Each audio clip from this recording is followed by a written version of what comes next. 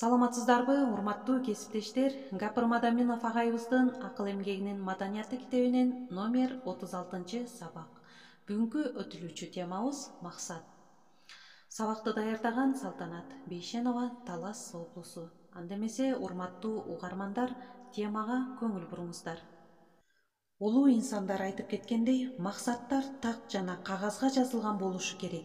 Кагазга жазылбаса, ал максат болуп эсептелинбейт, ал жөн гана каалоо болуп калат деп айтып кеткен. Эгерде максатыңа жеткенди кааласаң, күн сайын бир аз да болсо максатыңа жакындап тур деп айтып кеткен Наполеондун учкул сөзү. Максатыңа карай кеткен жолдон гүл бакча чыгаарында, суусуз чөл чыгаарына да даяр бол. Эки учурда тең токтоп калба. Максат. Адамдар бир ишти аткарууда ийгиликсиздикке эмес, максатын туура коюуга аракет кылышы керек. Акылмандын сөзү. Бир адам Куран жаттоону максат кылат, бирок эч эле мойну жар бербей, көр тирлик менен алышып жүрүп, 60 жашка жетет. Бир күнү дарак түбүндө отуруп, кичине бир курт даракка чыгып баратып, кулаганын, кайра куласа, кайра аракет кылып жатканын көрөт. Буга кызыгып карап турат да, курттун улам даракка жармашып, кайра кулаганын санай баштайт.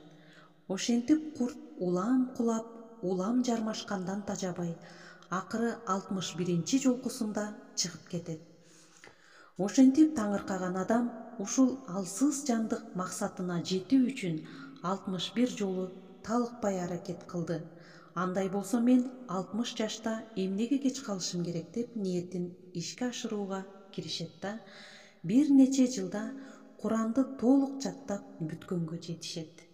Бүгүнкү темабызга байланыштуу дагы кошумча маалымат катары айтып кетейин. Максат керекпи? Өзүңө өзүң биринчи кезекте мына ушул суроону бериш керек. Максат менен жашоо шарт. Ошондой эле белгилүү бир максатты коюп, аны ар дайым жазып жүрүү зарыл. Эмне үчүн, кантип жетүү керек, убакытын бөлүү керек. Сөзсүз түрдө максаттан кагазга түшүргөндө ал ишке ашат деп көп данышмандар айтышат да. Ошон үчүн кандайдыр бир максатты аны дептерге жазгандан кийин сөзсүз түрдө анын убактысын дагы жазып койсок жакшы болот. 5 максат койсоң, 5-өөнө тең жетпей каласың. Чарчоо болот. Ошондой эле өз алдыңарча анализдеп карасаңар, эч эле иш бүткөн эмес болот.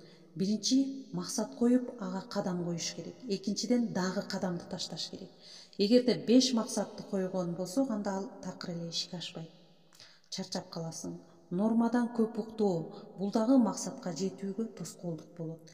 Уктабай ушул ишти жасасам болмок деген ичиңерде дагы бушаймандык пайда болот. 5 максат болсо, кабыл алуу чаржайыт болот. Өзүңдү өзүң анализдеп турушуң керек. Адам жасай албаган жумушу болбойт. Жөндөмдүү, өзүнө болгон ишеним токтолот. Ошондуктан негатив ойлор дагы курчап калат. Позитивдүү көз карашта болуу зарыл.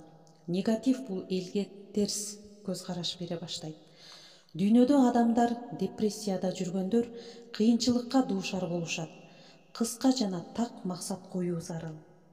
3 түрдүү адам бар. Биринчиси губка сыяктуу. Булар сууга салса, сууну өзүнө сиңирип алат. Экинчиси нан сыяктуу. Нанды сууга салса, касиетин жоготуп, ылжырап калат. Үчүнчүсү таш сыяктуу. Суудан алып бөлсөң, ичи кургак болот. Адамдар чөйрөдө мен билем деген, аябай жогору өөрчүгөн таш сыяктуу болот. Ичин бөлсөң, кургак, нымдуулук жок болот. Губка сыяктуу инсан бол. Керегин алып, синтездеп, кереги жогун чыгарып ташташ керек. Максат койгондо убакыт койбосо, анда ал кыялга айланып калат. Изилдөөлөргө таянсак, 90 күн аралыгында максат коюш керек. 3 күн, 21 күн ал адат кылуучу максаттар. Ал эми 90 күндүк максат коюп, ошого жетүүгө аракеттенүү керек. Максатты коюп, ошол боюнча багыт алыш керек. 2 максатты бир койсоң, ал ишке ашпай, ийгиликке жетпей каласың. Биринчи максат коюп, ошол боюнча багыт алып кетишиңер керек. Туура максат коюу зарыл. 4-5 максатты коюп алсаңар, же 4-өө кыял болуп калат.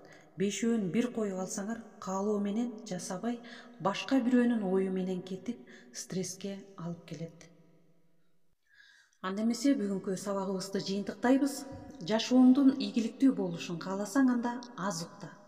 6-4 саат уктасак дагы болот. Мен өзүм жашоомдо 3-4 саат эле уктайм. Биринчи, эмне максат коесуң? Ошону так билип алышың керек. Экинчиден, эмне үчүн коесуң? Үчүнчү, ошол койгон максатыңа кантип жетүү керек? Төртүнчүдөн, сөзсүз түрдө убакыт бөлүү зарыл. Текеберчилик болбо. Адамдарга жагымсыз энергия менен таанылып каласың. Жөнөкөй адам боюнча кал. Көңүл бурганыңыздарга чоң рахмат. Кийинки сабактардан кездешкенче.